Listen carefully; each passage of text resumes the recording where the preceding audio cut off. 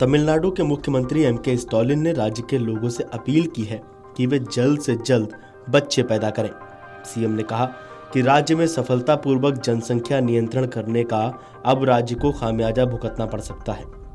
उन्होंने चेताया कि अगर जनसंख्या के आधार पर संसदीय सीटों का परिसीमन होता है तो इसका तमिलनाडु को नुकसान हो सकता है। तमिलनाडु के मुख्यमंत्री एम.के. स्टालिन ने अपने बयान में कहा कि पहले हम कहते थे कि आप आराम से बच्चे पैदा करें, लेकिन अब हालात बदल गए हैं और अब हमें कहना चाहिए कि तुरंत बच्चे पैदा करें।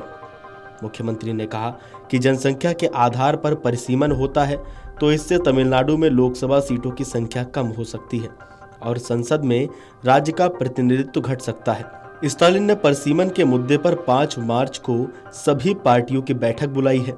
सीएम ने सभी राजनीतिक दलों से आपसी मतभेद भुलाकर बैठक में शामिल होने की अपील की और कहा कि परिसीमन का मुद्दा तमिलनाडु के लिए बेहद अहम है। इससे पहले 72वें जन्मदिन के मौके पर तमिलनाडु सीएम ने अपनी पार्टी के कैडर से अपील करते हुए कहा कि आज तमिलनाडु 2 अहम चुनौतियों से जूझ रहा है।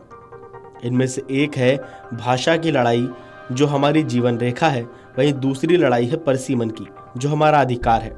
मैं आपसे अपील करता हूं कि इस लड़ाई के बारे में लोगों को बताया जाए। परिसीमन का सीधा असर राज्य के आत्मसम्मान, सामाजिक न्याय और लोगों की कल्याणकारी योजनाओं पर होगा। आपको इस संदेश को लोगों तक लेकर जाना होगा ताकि राज्य का हर एक नागरिक राज्य को बचाने के लिए एकजुट हो सके। गौरतलब है कि साल 2026 से परिसीमन की प्रक्रिया शुरू होगी। अगर परिसीमन जनसंख्या के आधार पर हुआ तो इससे दक्षिण के राज्यों में लोकसभा सीटें घट सकती हैं और उत्तरी राज्यों में सीटें बढ़ सकती हैं। इसका दक्षिण के राज्य विरोध कर रहे हैं। वहीं इस पर तमाम राजनीतिक बयानबाजियां भी शुरू हो गई हैं। आप एक बार बयानबाजियां सुन लीजिए। देखिए, पहले उनके बेटे इसी तरह से सनातन के खिलाफ बयान देते रहे। अब अपनी राजनीति को बचाने के लिए, अपनी कुर्सी बचाने के लिए अब ऐसी सोच रख ली है कि ज़्यादा बच्चे पैदा किए जाएं।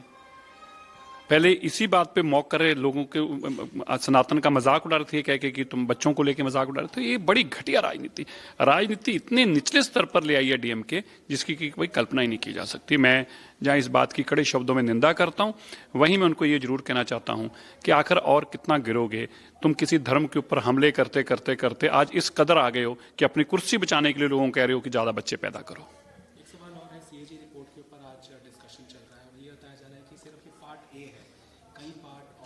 हाँ, कैग की रिपोर्ट इसका भी पार्ट ए है, लेकिन इसके अलावा 12 रिपोर्टें अभी और आने वाली हैं। तो करप्शन का तो ये अड्डा है।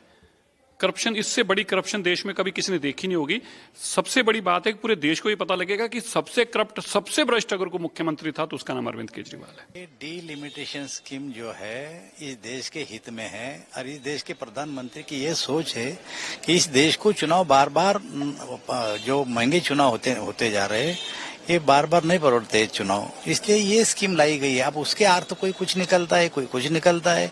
मुझे ऐसा लगता है कि तमिलनाडु के मुख्यमंत्री ने जो बयान दिया है वो गलत बयान है। इसका ये चुनाव के इस डिलिमिटेशन के इससे कोई संबंध नहीं है। अब वो उनका विषय, क्या करना है क्या नहीं, उनके स्टेट के वो मुखिया है। वो जो स्टेटमेंट उन्होंने दिया उसको वहाँ के स्टेट की जनता कैसे लेती है उस पर डिपेंड करेगा। मुझे ऐसा लगता है गलत स्टेटमेंट है।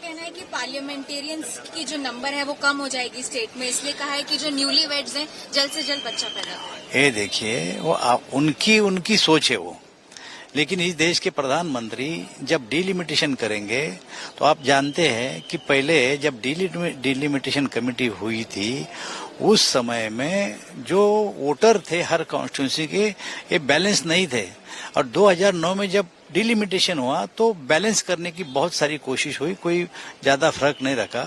और इसके बाद भी जो डिलिमिटेशन होगा उसमें भी बैलेंस करने की कोशिश करने ही वाले हैं। तो बच्चे पैदा करने से क्या, एक स्टेट में अगर ज्यादा बच्चे पैदा किए तो क्या उस स्टेट को ज्यादा सीट जाएंगे? ऐसा भी नहीं है। तो मुझे ऐसा लगता है गलत है। इस पूरी खबर पर आपको क्या कहना है, आपकी क्या प्रतिक्रिया है, हमें कमेंट करके बताइए और देखते रहिए अमर उजाला। अगर आप ये वीडियो YouTube पर देख रहे हैं तो हमारे चैनल को सब्सक्राइब कर बेल आइकन दबाएं और Facebook पर देख रहे हैं तो हमारे पेज को लाइक करें। 8 मिलियन प्लस सब्सक्राइबर, आपके इस भरोसे के लिए बहुत धन्यवाद।